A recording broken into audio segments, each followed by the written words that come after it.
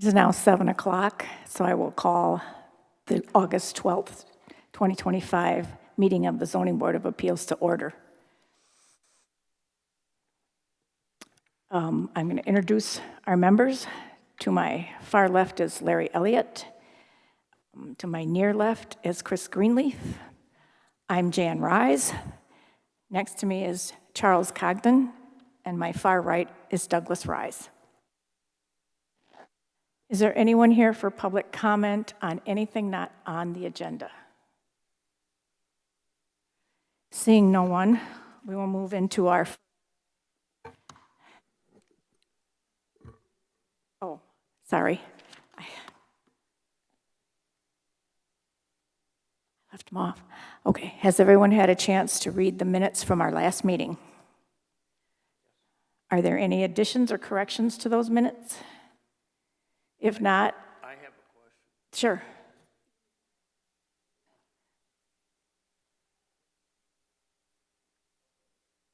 I have a question. The way this ended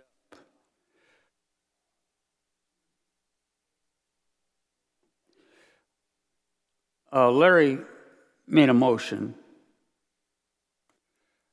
to approve the variance,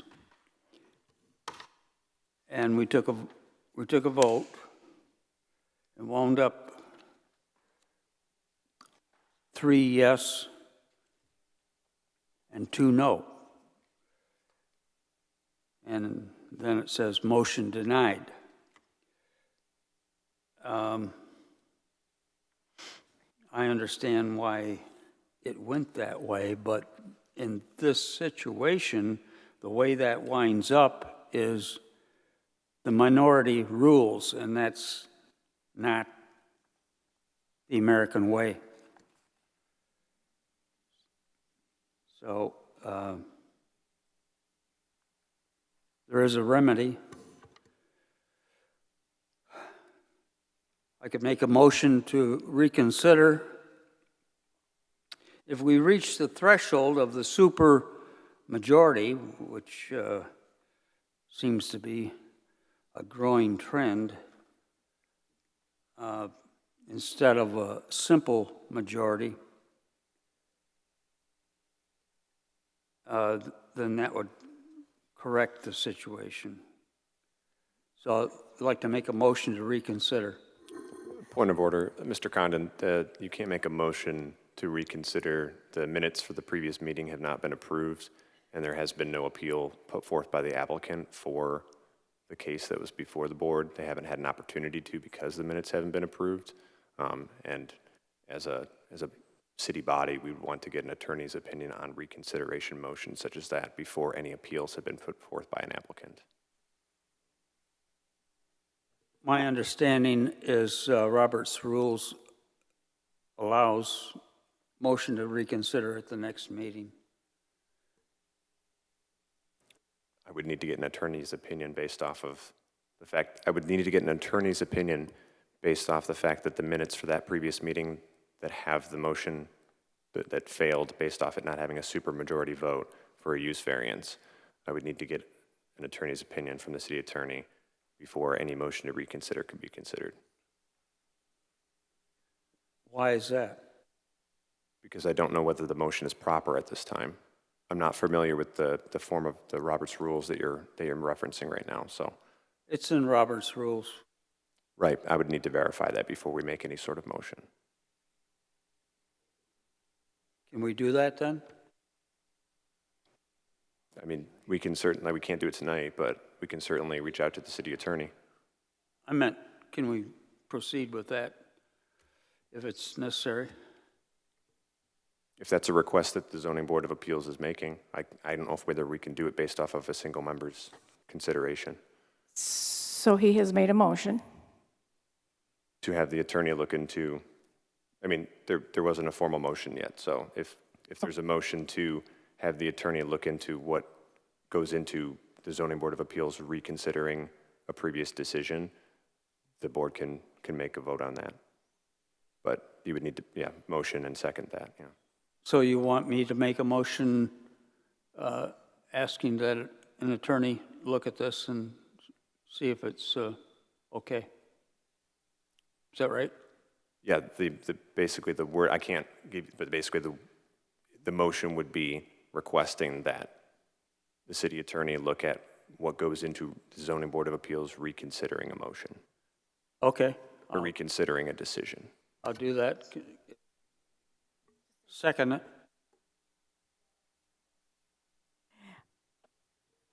I would like you to at least approve his wording by saying that you move based on Tony's wording.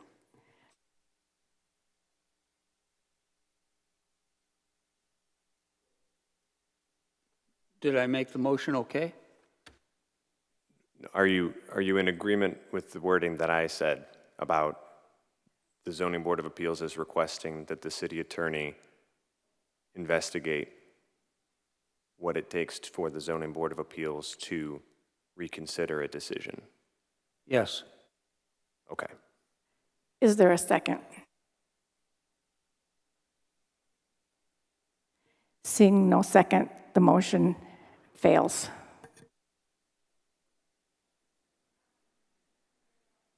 I would also like to make a suggestion, because we didn't deny the variance, we didn't pass the variance. Is there a different wording we can use? Because we didn't technically deny it. We failed to pass the approval of the ordinance. Is there maybe a better way to say that? That I would have to look into, because when a motion to approve fails like that, it's an automatic denial. Okay, thank you.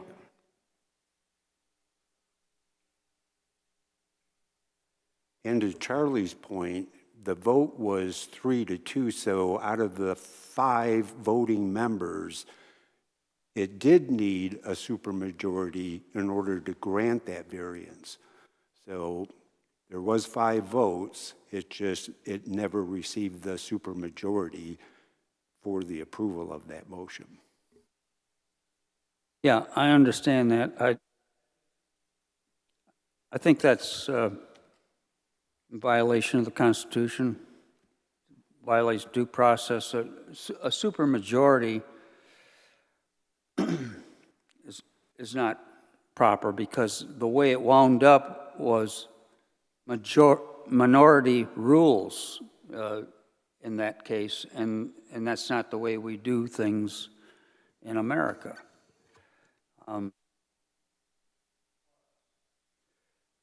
There was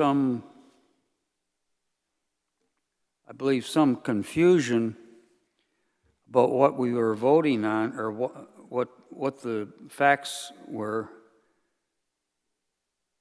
as far as parking. That was it became evident after the meeting that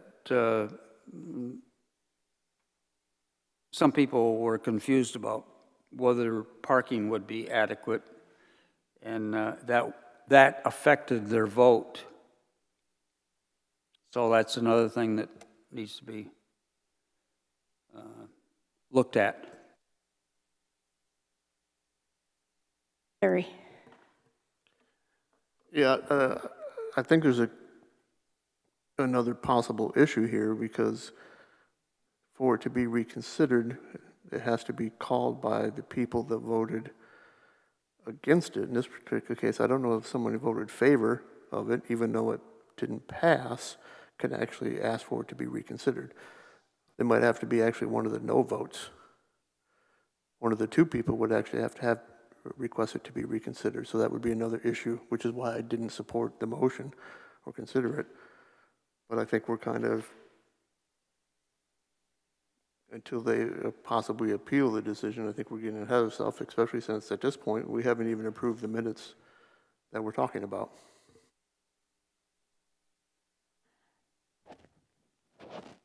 I'm going to say that after all the time I've been on the ZBA, the supermajority and it not passing is part of the zoning act, or whatever makes us possible and what we do, that it's not something that we can change, but if we're going to look into it, that would come out. So I guess that's all we're gonna, I guess that's all unless someone else has something they want to add to that. No, other than I make a motion to approve the minutes from the June 10th I'll meeting. support the motion to approve the minutes. All in favor of approving the minutes signify by saying aye. Aye. 4 ayes. Any nays? Charlie, are you a nay? Nay. 4 ayes, 1 nay.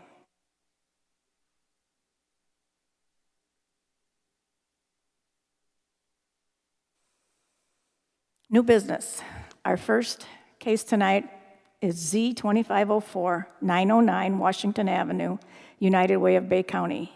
The appellant is requesting a non-use variance from section 122-477B outdoor recreation area. A minimum of 100 square feet of outdoor recreation area shall be approved or provided and maintained per child, provided that the overall size of the recreation area shall not be less than 1,500 square feet. The outdoor recreation area shall be contiguous to and directly accessible from the building containing the child daycare center, and shall not be separate from the building by parking, fire lanes, or other vehicular circulation. The Planning Commission may require the outdoor play area to be fenced and screened from abutting residentially zoned and used land by a green belt, which shall be landscaped in accordance with the regulations of Article 18, landscaping and screening. The appellant is seeking to operate a daycare center and is seeking relief from section 122-477B, requiring an outdoor recreation area contiguous to and directly accessible from the building. Is there someone here that wants to address this request? And can you sign in, please, and then state your name?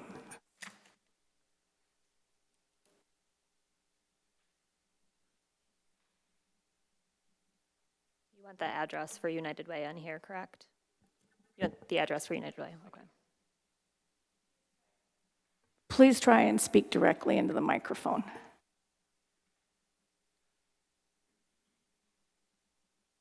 Sorry about that. My name is Nicole Luzak. I'm the president and CEO at United Way of Bay County. My name is Nicole Luzak. I'm the president and CEO at United Way of Bay County. The address there is 909 Washington Avenue. Okay. Do you want to tell us a little bit about your request, please?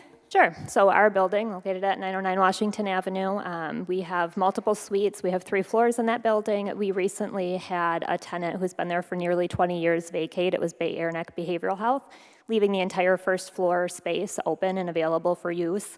We're trying to find a gap or a need in the community to fill with that space, and one of the bigger needs that we have in our community is childcare. So in a recent study, there's nearly 400 spots that we don't have available in Bay County or in Bay City for 0 to 5-year-olds. So if we would be able to create a space there, we would be able to have the childcare. The biggest barrier is with the city zoning and needing an outdoor play space attached to our building or our property. With the state regulations, it states that as long as there's a safe walking route, we can utilize a different space.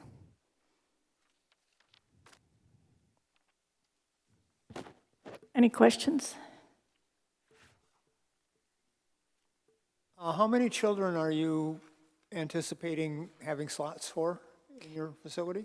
So we are partnering with the Bay Neck ISD and Delta College, so I think we will be looking at specifically targeting infant and toddler, and the reason I state that because we're not positive on how that will go yet, and the square footage per child is based upon the age group that it is. I would say approximate answer or an estimate would be 40 to 50 children.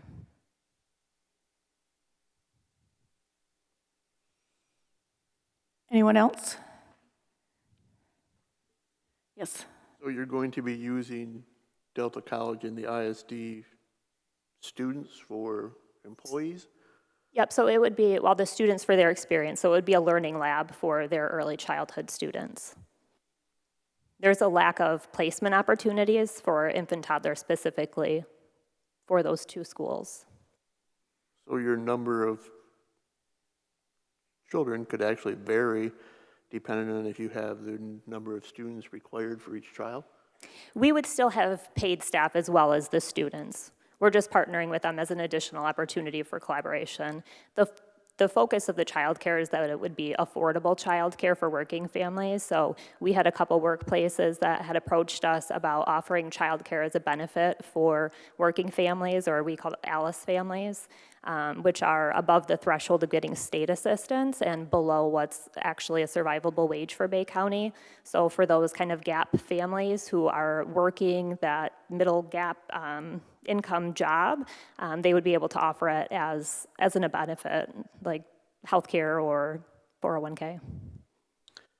So under the state requirements, you're required to provide daily outdoor play. And it allows for the facility to be away from your building. Have you identified, because I see it's required, what outdoor recreation area you're going to be able to utilize? So the closest one that would comply with that currently, that's already a playground, is at Winona Park. The state licensing representative came in to look at the space to see if there were other barriers that we would face in creating this. And we talked about a couple other possibilities, but right now it's leaning towards Winona Park, knowing that we would work with city officials to make sure that it was in compliance with all of the other requirements. Okay, I mean, from a personal standpoint, and it doesn't affect my decision tonight, Sure. Because I have issues with the state and the city trying to regulate the same thing. But I think you might run into issues with the city regarding some liability questions as well as the distance traveling if you're taking toddlers and babies that far on a daily basis.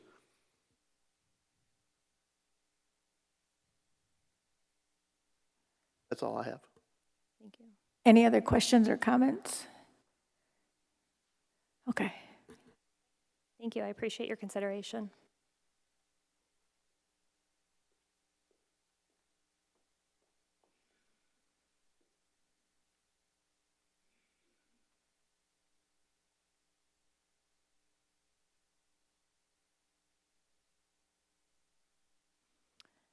So is there a motion to go into our business session on this case? Is there anybody else from the public wanting to speak? Sorry. Yeah. Is there anyone here in the public that wants to speak to this application for variance? If so, you can come up to the podium, sign in, tell us your name, and make your comments, please.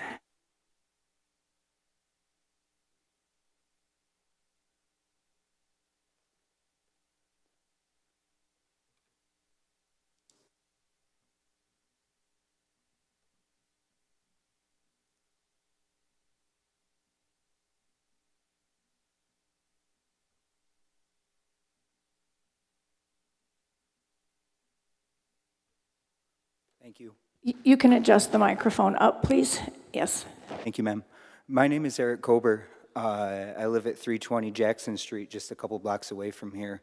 I didn't initially come to this meeting to speak on this matter, but since it got brought up, my wife is pregnant with our first child right now, and we have been researching a lot of childcare options, and I just wanted to attest to what she is saying. It is very difficult to find childcare right now. And most places we've called have wait lists pushing us very far back. So I just wanted to add that. Thank you. Thank you. Is there anyone else that would like to speak to this case? Was there any phoned in or mailed in comments? We did not receive any phoned-in comments, but I did receive correspondence from the Bay Aranac ISD. If you'd like, I will read it into the record. Dear members of the Bay City Planning Commission, I'm writing this letter in strong support of the zoning variance request submitted by the United Way of Bay County. This variance pertains to the requirement for an outdoor recreation area to be contiguous to and directly accessible to the building as a condition for establishing a child care facility within their building. The United Way of Bay County is a cornerstone of our community, consistently demonstrating its commitment to addressing critical local needs. The establishment of a new child care facility is a testament to their dedication to supporting families and fostering the healthy development of our youngest residents. Accessible, high-quality child care is a significant challenge for many families in Bay City, directly impacting workforce participation and the overall economic well-being of our community. The United Way's initiative to provide this essential service will fill a crucial gap and benefit countless working parents and their children. I understand that Bay City's current zoning ordinance requires the outdoor recreation area to be directly accessible, but per the Michigan Department of Licensing and Regulatory Affairs regulations, a center may use a park or other outdoor spaces if they do not have an outdoor play area adjacent to their child care facility. Given the specific nature of the United Way's existing property and its downtown location, an on-site outdoor space would present unique logistical challenges that could impede this invaluable project. It is my firm belief that the spirit of the zoning ordinance, which is to ensure children have opportunities for active play and development, can be met through alternative arrangements. We trust that the United Way of Bay County, with its history of responsible and community-focused programming, will implement a comprehensive plan for outdoor activities that utilize nearby public parks, community spaces, or other creative solutions, ensuring that children receive the necessary physical activity and fresh air. Granting this variance would allow the United Way to move forward with the timely establishment of a much-needed child care facility, providing immediate and long-term benefits to our community without compromising the well-being of the children. This is an opportunity to support a vital community resource and demonstrate flexibility where it directly serves the greater good. I respectfully urge the Planning Commission to approve the zoning variance request for the United Way of Bay County. Thank you for your time and consideration of this important matter. Sincerely, Gretchen Wagner, Director, Early Childhood Education, Bay Aranac ISD.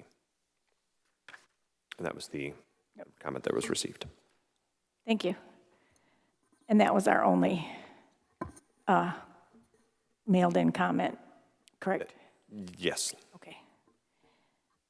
Okay, so now, is there a motion for us to open our business meeting? I'll make the motion to open the business part. I'll second. All in favor signify by saying aye. Aye. Aye.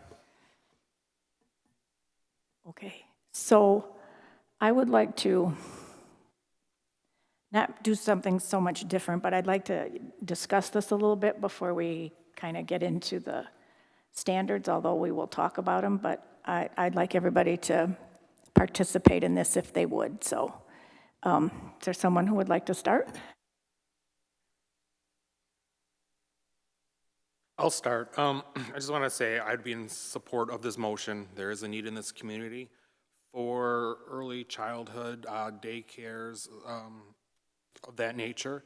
I think if the city wants to continue to grow and bring working families here, we have to allow different facilities to operate to help take care of the children so their parents can work.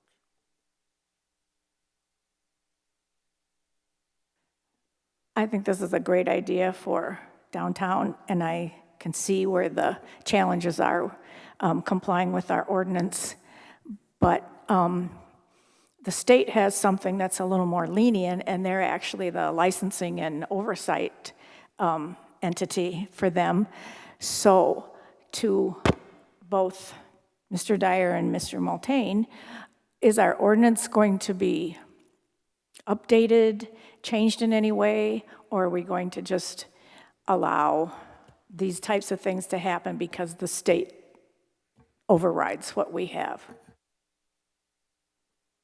The state doesn't override because ours is a more stringent requirement. However, we recently had a discussion with our zoning consultant as we go through the zoning ordinance review process right now, as well as there's been discussions with other entities in the area and some ongoing initiatives to expand childcare access within the region, and that recognizing that our current ordinance is more stringent, and it's unclear whether it's based off of previous state standards or whether it was, the work of, trying to create a more stringent standard at the time that it was adopted, or if it was a carryover from a previous ordinance and it wasn't identified as a problem when the last ordinance was adopted in the early 2000s. But from looking at this and seeing that it is more stringent than the state requirement and that the state offers a viable alternative and while still allowing licensure, the discussion internally is that, does this particular ordinance, especially for something that is a needed service within the community, does our city ordinance need to be more stringent than the state's? So that is something that as we proceed with the zoning ordinance, we are looking at matching what the state requires in the sense that if it is a looser requirement, deferring to the state to be the body that licenses these, as opposed to the city having additional regulations on these particular items. I kind of feel like maybe this is a one-off because most childcare have a facility that has what's required by the city, and it's probably not a bad thing to have some kind of stipulations as to what they need, that they're going to have a large enough playground, et cetera, et cetera. So thank you for that. Yeah, I agree there's a need for childcare. I don't have any issues with that whatsoever. The biggest concern I have with this one, realistically, is this is a business area and we're going to be sending toddlers and infants through the street, across the streets and across relatively busy streets downtown. I just hate to think something possibly happening to any of those children in that particular case, because there's no park realistically nearby that you can get to. Winona being the closest, and that's 2.5 blocks away, crossing at least 2 streets and likely 3. So I understand, and I concur that I think ours is a little too strict, and I kind of like the way the state's worded. So I'll probably end up supporting this motion if we can figure out the 5 steps or the 5 requirements. But from just a personal standpoint, it's a little concerning to me, but I think if the state is going to actually look at it and license it, and the state is going to have to come in and confirm which park they're using, they're going to have to confirm all the equipment's safe, they're going to have to confirm that it's a safe route to get there, then I will trust the state of Michigan on doing that. Anyone else? Oh, Mr. Rise. I agree that I think we've taken a position with our own ordinance that puts more restrictions on the use of a facility such as this to be available for something that's needed in the community, which is childcare. So I'm in support of the motion and would like to get an update at some point in time from our zoning consultant regarding how we might be changing the ordinance.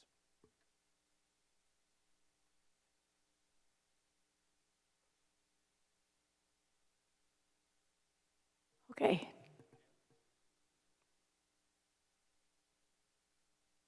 Go ahead. I have no problem in this variance. Thank you. Is there someone who wants to take on the first standard? And if not, I actually will.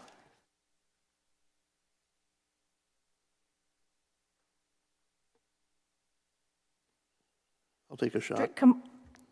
Larry? Strict compliance with restrictions governing area will render conformity with the zoning regulations unnecessarily burdensome. essentially almost any childcare or daycare center, even probably a family one, needs some outdoor activities. The fact that this business is in a business area zoned for such and is zoned to allow this, it basically means it's not allowed if we don't have some leeway and some avenue to allow this to happen. So I think if we don't pass this, it is unnecessary, overly burdensome on anybody trying to have a child care center in that area.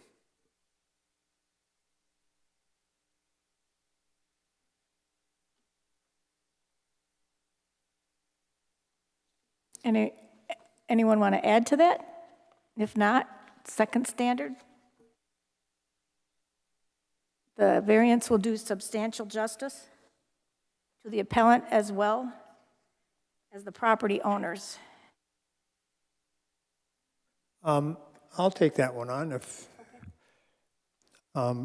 quite obviously, the variance would do substantial justice to the applicant because it will allow them to use their facility for a use not being previously undertaken by them, which will have monetary rewards for them, allowing them to use the facility to its full potential. And other property owners would receive the benefit of should they need child care, they'll have it right there adjacent to them.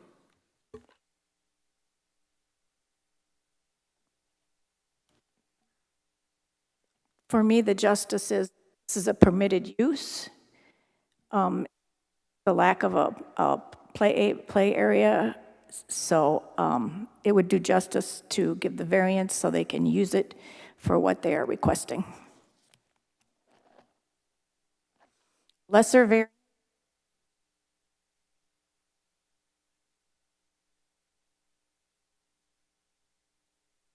A lesser variance than that requested will not give substantial relief to the applicant.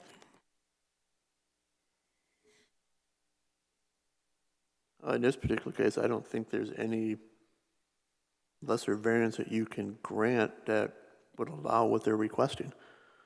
I don't know how you would do that.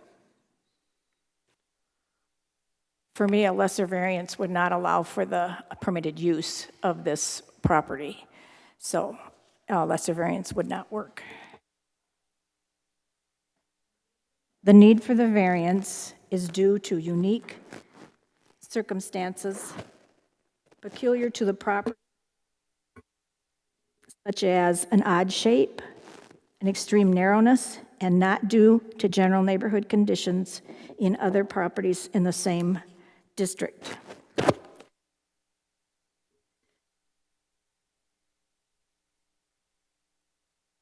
As far as that standard, the property is what it is. It's downtown. There's no other available spots for the building to put in a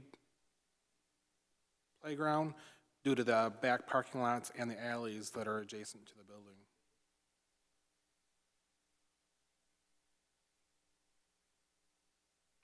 Okay. And number E, the problem and resulting need for the variance has not been self-created. And I'm going to address that one. The variance is not self-created, as there is no location on the property that would allow them to not have the variance.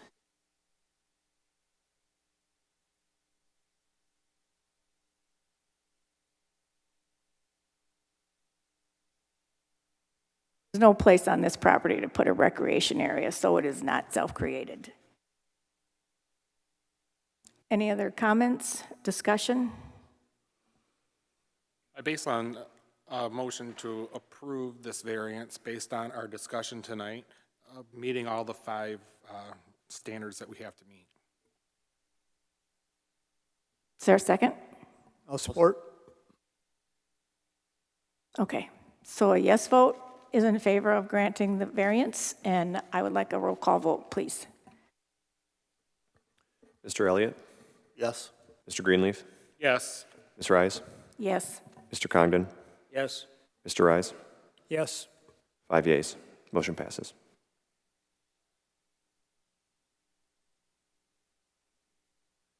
Okay. Is this a timely situation for them that we would need to let them move forward tonight, or can our next meeting to approve the minutes? If you would like to make a motion to have the variance go into effect immediately, you can make that motion. I think so, yes. I would move that the variance be implemented immediately. I'll second. All those in favor say aye. Aye. Nays, say nay. Okay, it was unanimous.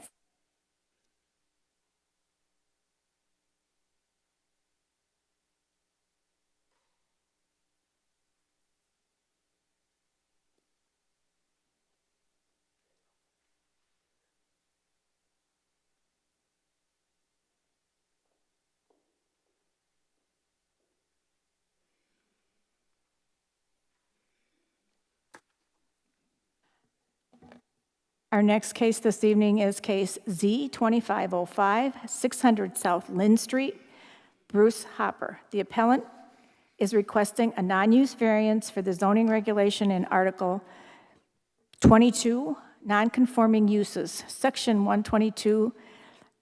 122-524C, damage by fire or other catastrophe which requires the structure's repair does not exceed 100% of the structural's pre-catastrophic fair market value.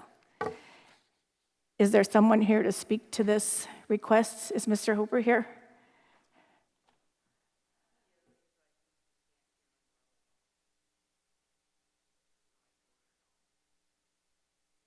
Or someone that would be representing him, please.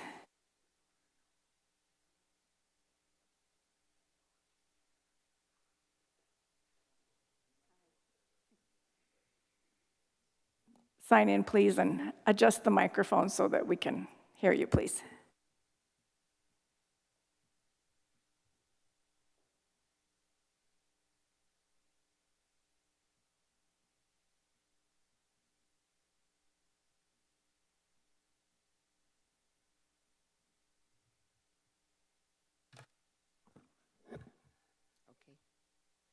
Okay.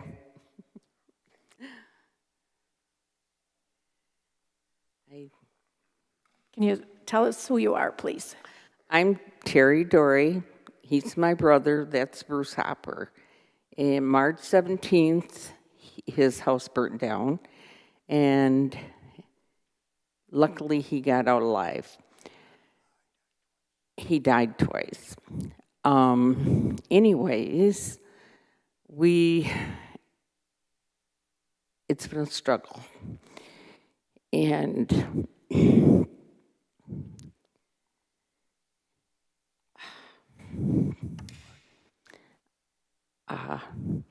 anyways, no, I'm not.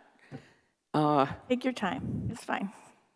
He spent about 3 months in the hospital, 3 different hospitals, and we did finally get him an apartment because he has nowhere to live. And we'd like to put a modular home on his existing footprint of the house. And I guess it's too close to the sidewalk. They suggested knocking in the basement and redigging. He doesn't have that kind of money. Everything he had was that house and what was in it, and it's gone. And so that's why we're here. See if we can, I say we, me, it means him, get approved to have the home put back where it was. He's lived in that neighborhood 40 years. He doesn't drive anymore. All his friends are there. I'm sure I could find a house somewhere in Bay City and throw him in it, but he would know nobody around him. All his neighbors are there. He knows them all. they want him back there. But that's where we are, just trying to get him back. Did you want to say anything? I don't know. Does anyone have questions for Mr. Hopper and his sister? I have to say, the information provided here was it was good. It was very good. I mean, it explained everything, so. I have to give credit where credit's due. It's Terry's case, so I will defer to Terry for any questions, and he did a fantastic job putting the packet together, so, yeah. Question? To Terry? I note that the proposal is for the front porch to be removed. The foundation is not going to be utilized then at all on the front porch portion? The front porch did not have a foundation, so the other rear portion of that dwelling unit did have a foundation, so it will include that back portion to the west. So will a stoop be put in for the front entrance, or will there not be a front entrance in off of? There's not expected to be a front entrance on that street side. On which? On the Lynn Street frontage. Right, okay. Is that going to be an issue with addressing? If there's no entrance on that elevation of the property? Where his front door came out was to White Street.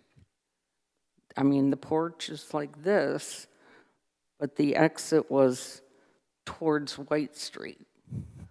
So that was goofy anyways, but he's right on the corner. So there was no egress, there was no way to step into the yard from the front porch? Yeah, I see it on the. you'd step down on to the sidewalk. Yeah. Which the door and the steps were facing White Street. What, was that porch always covered like that when the house was originally occupied? What do you mean covered? Well, it's, Enclosed? it's enclosed, right, it has. As far as we've ever known, my great-grandfather built that house. And as far as, I'm 72, and as far back as I can remember, it's always been enclosed. Okay. Thanks. Anyone else? I guess I'd like to just clarify from looking at this, because that the modular home will fit on the existing foundation, correct? That is the attempt to try to do. We had some meetings, as my staff report points out, some meetings and some phone conversations as the parties went through this. Initially, we thought maybe once the insurance money was the claim that they would no longer be interested in that particular site, but that was not the case because of the insurance costs, that they wanted to keep him at that particular location. So then the next thing that evolved into it was keeping the foundation. The building official did require that a structural engineer do an analysis of it, so that report came back basically saying that a foundation could be used. So then they want to pair up that foundation with a modular home out of general housing, and it will fit onto that foundation of the main part of the dwelling, as well as that portion, I forgot what they called it, to the west there. That would be where the modular home would be placed on that foundation. I see it would have a crawl space foundation. Is that correct? That is correct. Okay, thank you.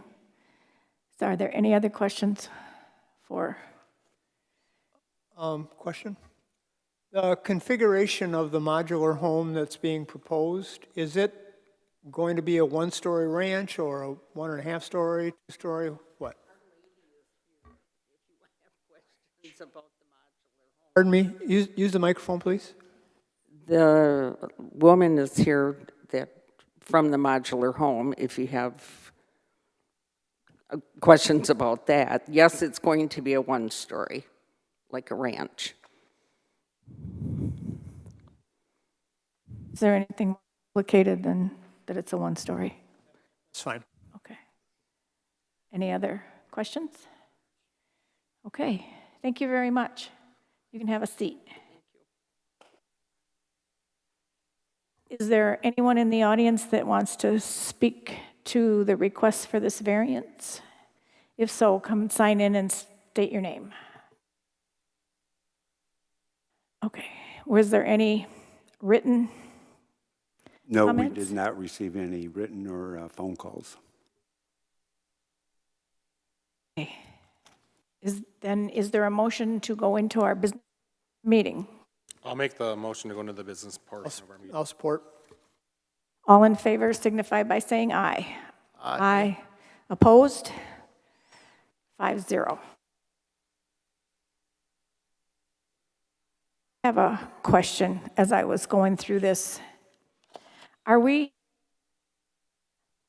don't quite understand how we're supposed to address this variance, because in another 3-4 weeks, he's past the 6 months. Do we have to address that, the 6 months required in the ordinance? Or are we just doing an approval to remain the same size dwelling on the lot and be a non-conforming? Actually, the specific request has to do with that fair market value, because the ordinance states that the improvement to it cannot exceed 100% of the fair market cost. Well, we know based on today's housing cost and the SEV value of that dwelling, that yes, it does exceed 100%. So as I stated in my staff report, a dollar figure will probably be a little bit adjusted as they go through this. So instead of having a specific dollar figure as being the variance request, it would just be the fact that, yes, it is exceeding 100% of the fair market value. And then the documents that they submitted would prove that fact.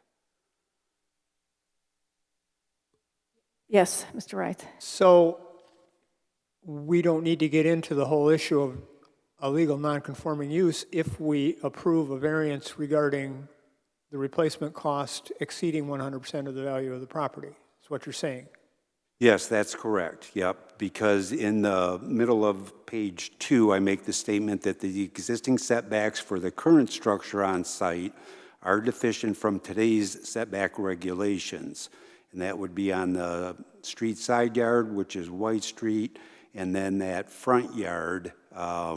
Therefore, the existing structure is that legal nonconforming structure.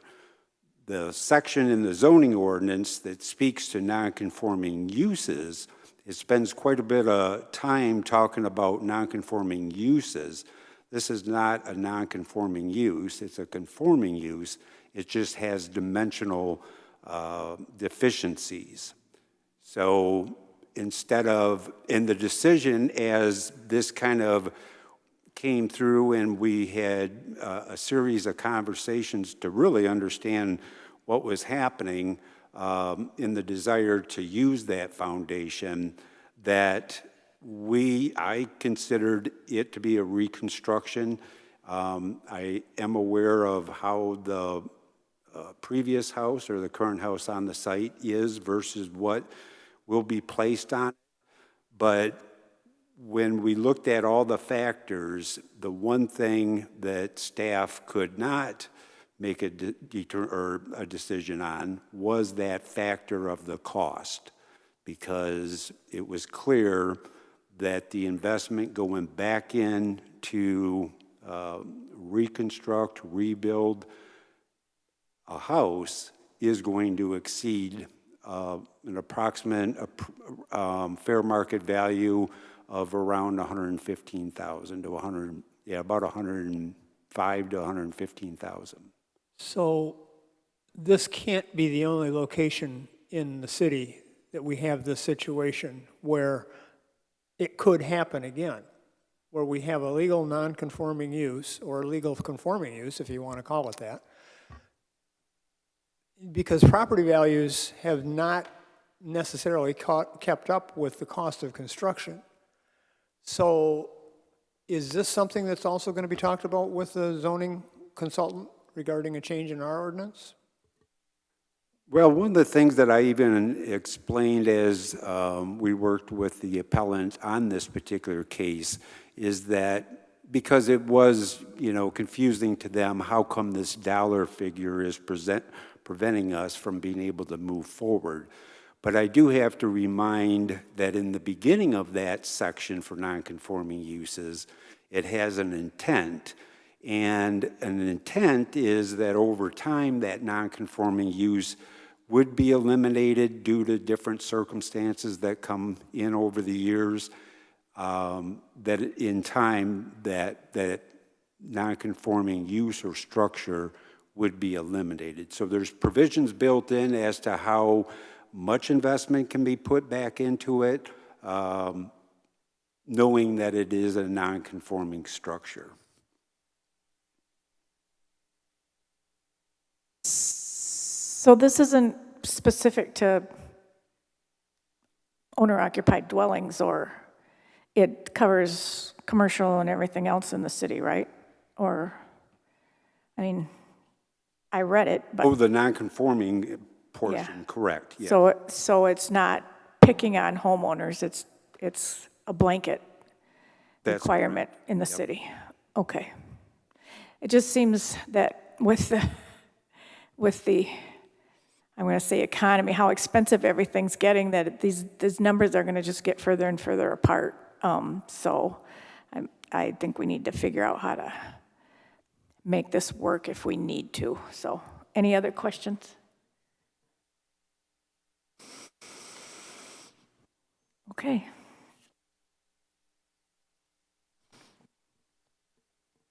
Any comments? Support, not support of it? What? I'd be in agreement to support this. I mean, today's, just with my career being a broker here in Bay City, housing values are so high right now. They're still continuing to climb. So you're going to start with some of these houses with lower SEVs in today's market. To rebuild, it's going to exceed far above the 100%.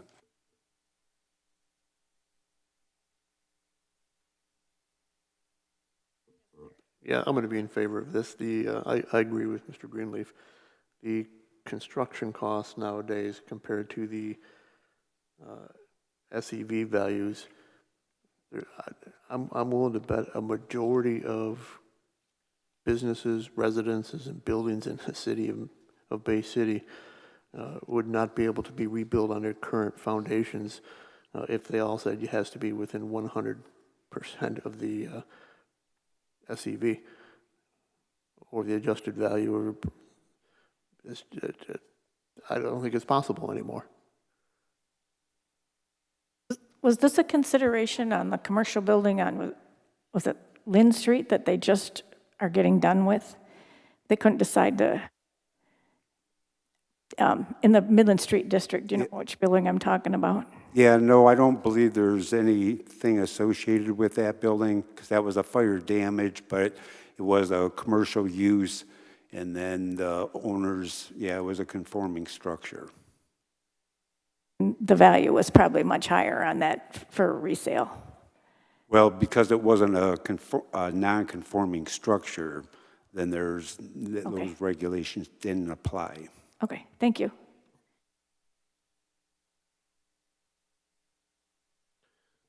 Anyone else? Okay, does someone want to start with the standards? I'll take a shot at them if you don't mind. Strict compliance will make this unnecessarily burdensome.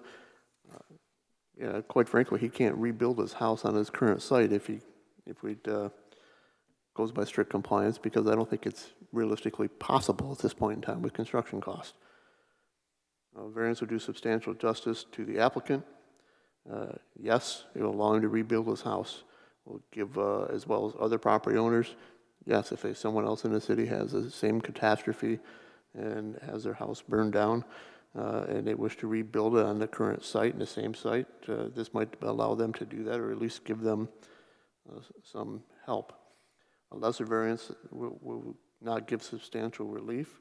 I don't know what lesser variance, again, what we could do to say, well, let's give it a lesser one, but we're not sure what it's going to be. I don't think there is a lesser variance to give in this particular case. The need for the variance is due to unique circumstances particular to this property. Yes, he had a fire. It's pretty unique, or at least hopefully it's unique. It's not due to the general neighborhood conditions. And the problem and resulting need for this variance has not been self-created. To my knowledge, it was not self-created. I don't think there's no allegations of arson, so I don't think it's self-created that he had a fire and therefore needs to rebuild his house. To the last one, self-created, I'm going to say that he has no way to get more land, increase his lot size in order to become conforming, so it is not self-created. Is there a motion? I'll make the motion based on our discussion to approve the variance for the appellant. Is there a second? I'll support. I will ask for an amendment to make it immediate effect, because it looks like we are running time frames here, so I think immediate effect in Yeah, this case well, is needed. I have a question about that, but let's dispense with the motion. So a yes vote is in favor of the variance, and Mr. Dyer, can you do a roll call vote, please? I'm sorry, there was a motion for an amendment to the variance, or a motion to the amendment of the motion. So I believe Mr. Greenleaf. I'm sorry, is that Mr. what? Greenleaf made a motion, and then Larry, you seconded it with an amendment. Actually, I didn't second it. I think Mr. Rye seconded it. Mr. Rye seconded it, I did sorry. request the Apologies. amendment. Okay, propose the amendment. Is there a second then for the amendment? I'll second. Can you say the amendment again, please? It'll just be given immediate effect. Thank you. Okay, all in favor of the amendment, can I do a voice vote? Sure. Okay, all in favor of amending it to effective immediately signify by saying aye. Aye. Aye. Opposed, nay? None. 5 yeas, no nays. Now, we'll come back to the original motion to approve. Roll call vote, please. Mr. Elliott? Yes. Mr. Greenleaf? Yes. Ms. Rise? Yes. Mr. Congdon? Yes. Mr. Rise? Yes. 5 yeas, no nays. Thank you. And Jan, if I could, to answer that question about the timing, and thank you for the immediate effect, because I was going to make that note. And also, once they're anxious to get going on this, so once they obtain the necessary permits, then the clock for the building permit starts, and then the building official can work with the property owner. Matter of fact, in the ordinance itself, it does say, in the event a pending insurance claim prevents compliance with the repair and occupancy regulations of this subsection, the building official may grant a time extension provided that the property owner submits certification from the insurance company attesting to such delay. So there is some mechanisms, even if they were to come in and get that permit tomorrow, then that reconstruction in that time period would already be under that time. That was my question. Are we stopping the 6 month, by doing this work tonight? They will be obtaining their permits, and then they will have at least obtained the building permit to get the work started. Okay, thank you.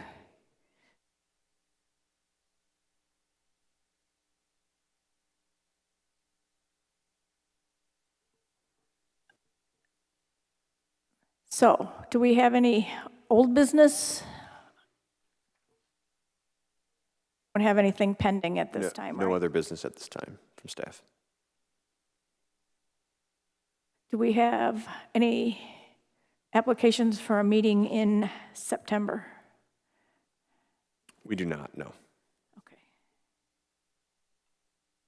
Is there any other business to bring before the board?